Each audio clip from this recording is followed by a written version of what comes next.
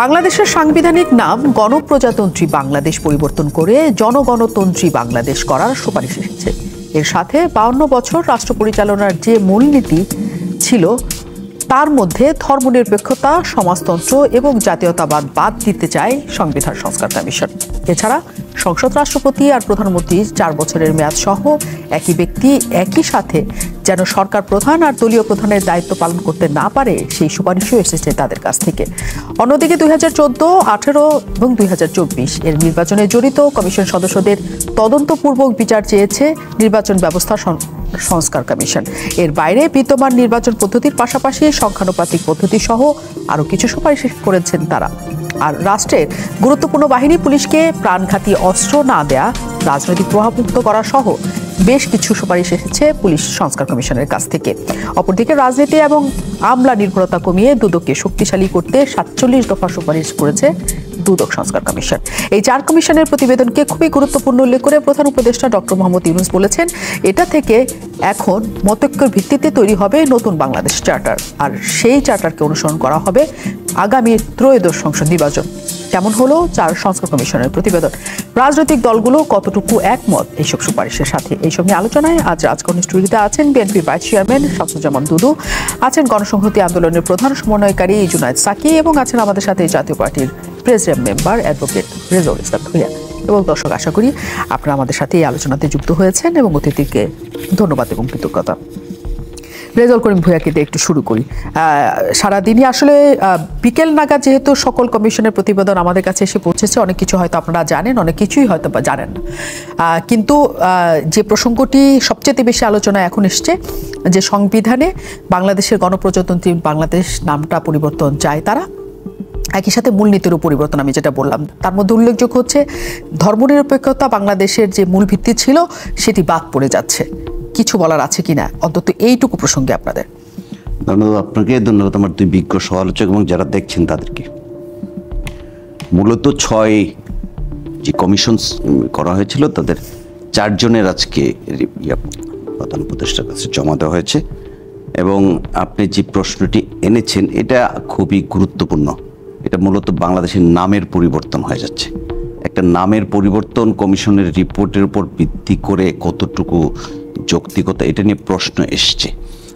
আমি মনে করি যে এটা আমার ব্যক্তিগত মতামত যে গণপ্রজাতন্ত্রী বাংলাদেশ সরকারকে জনগণতন্ত্রী বাংলাদেশ সরকার যে বানানোর প্রস্তাবনা, এই প্রস্তাবনা করার আগে রাজনৈতিক দলগুলো তো বটেই, একটা দেশের নাম পরিবর্তন হলে সেখানে গণভোট পর্যন্ত হওয়ার একটা যৌক্তিকতা কিন্তু থেকে যায়। কারণ গণমানুষ এই দেশের মুক্তিযুদ্ধের চেতনায় অসংখ্য লক্ষ লক্ষ শহীদের রক্তের বিনিময়ে দেশটা এসছে, তাদের নামটা এসছে, অনেক মা বোনের ইজ্জত গিয়েছে। কাজে এই নামটা যে পরিবর্তন হবে সেখানে একটা মতামত আসার দরকার আছে বলে আমি মনে করি। কারণ গণপ্রজাতন্ত্রী বাংলাদেশ সরকার জনগণতান্ত্রিক বাংলাদেশ সরকার যে হবে এটার মতামত নেওয়ার দরকার। রাজনৈতিক দল, সুশীল সমাজ এবং জনগণের কাছ থেকে একটা মতামত নেওয়ার প্রয়োজন আছে বলে আমি ব্যক্তিগতভাবে এটা বিশ্বাস করি। কারণ এটার সাথে আমাদের স্বাধীনতার চেতনার একটা সম্পৃক্ততা আছে, এটার সাথে আমাদের মুক্তিযুদ্ধের চেতনার একটা সম্পৃক্ততা আছে। সর্বোপরি এই প্রজাতন্ত্র নাম পরিবর্তন করে যেটা আনছে, মূলত যেই লাউ সেই কদুই, কিন্তু খুব বেশি একটা পরিবর্তনের কোনো ব্যাপার আছে বলে আমি মনে করি না। যেহেতু ওইরকম কোনো পরিবর্তন এই জায়গায় নাই, দেশের নামটা পরিবর্তনের ক্ষেত্রে একটা রিপোর্ট যেহেতু এসছে, এটার জন্য একটা গণভোট বা সর্বজনীন একটা ব্যবস্থা রাখা দরকার বলে মনে করি।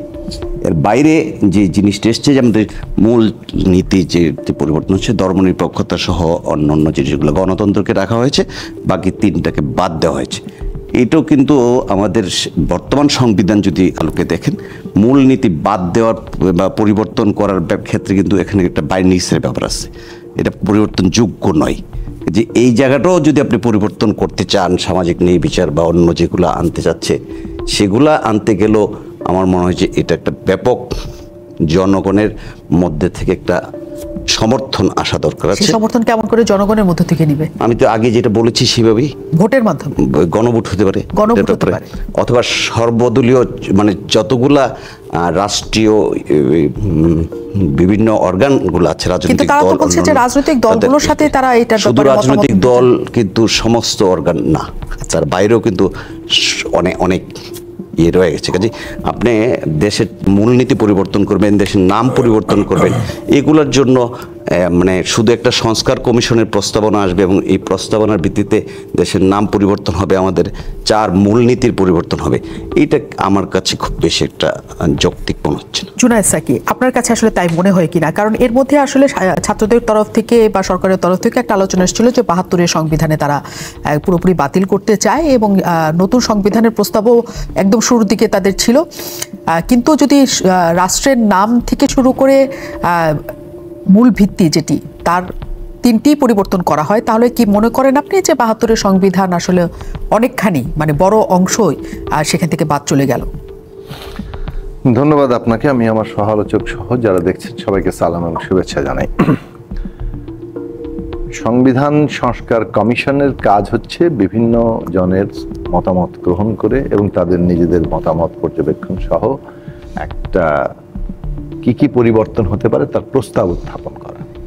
এটা একটা সংস্কার বিষয়ক প্রস্তাব। এই প্রস্তাব নিয়ে সরকার অংশীজনদের সাথে আলোচনা করবে, রাজনৈতিক দল, শিক্ষার্থী, শ্রেণী পেশার অংশীজন, সমাজের বিভিন্ন অংশের সাথে তারা আলাপ আলোচনা করবেন। সেইখান থেকে কমন মিনিমাম ঐক্য একটা, যেটা জাতীয় ন্যূনতম ঐক্য একটা হবে, আবার অনেকগুলো বিষয় ঐক্যমত্য হবে না, সেইগুলো নিয়ে হয়তো মানে প্রথমটা হচ্ছে ঐক্যমত্য কিভাবে আমরা বাস্তব রূপ দিব, আর যেগুলো ঐক্যমত্য হচ্ছে না সেগুলো নিয়ে অধিকতর জনমত, অধিকতর আলাপ আলোচনা ইত্যাদি চলবে। এখন প্রশ্ন হচ্ছে যে বিভিন্ন দল বিভিন্ন রকম প্রস্তাব দিয়েছে, কমিশনের সদস্যরা তারা নিজেদের চিন্তা এবং জ্ঞান অনুযায়ী তারাও তাদের মতামত রেখেছেন। এখন তো আলাপ আলোচনা হবে, ন্যূনতম ঐক্যমত্য হবে এবং শেষ পর্যন্ত কিন্তু এটা জনগণের কাছে যাবে। পদ্ধতিটা হচ্ছে সংবিধানের ক্ষেত্রে ধরুন নতুন করে সংবিধান লিখতে গেলে একটা সাধারণত গণপরিষদ লাগে, মানে কনস্টিটিউয়েন্ট অ্যাসেম্বলি, যেটাতে একটা এই ধরনের সংবিধান কিংবা যেভাবে বলেন একটা রাষ্ট্র গঠন, সেটার প্রক্রিয়াটা চলে।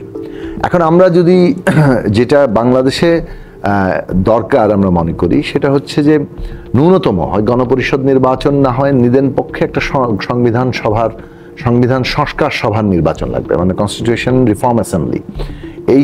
এই রিফর্ম অ্যাসেম্বলিটা এই কারণেই যে ধরনের পরিবর্তনগুলো হতে যাচ্ছে কিংবা প্রস্তাব করা হচ্ছে, অথবা ন্যূনতম যে সমস্ত জায়গায় ঐক্যমত্য হবে, সেই পরিবর্তনগুলো যাতে কেবল সংশোধনী আকারে না থাকে।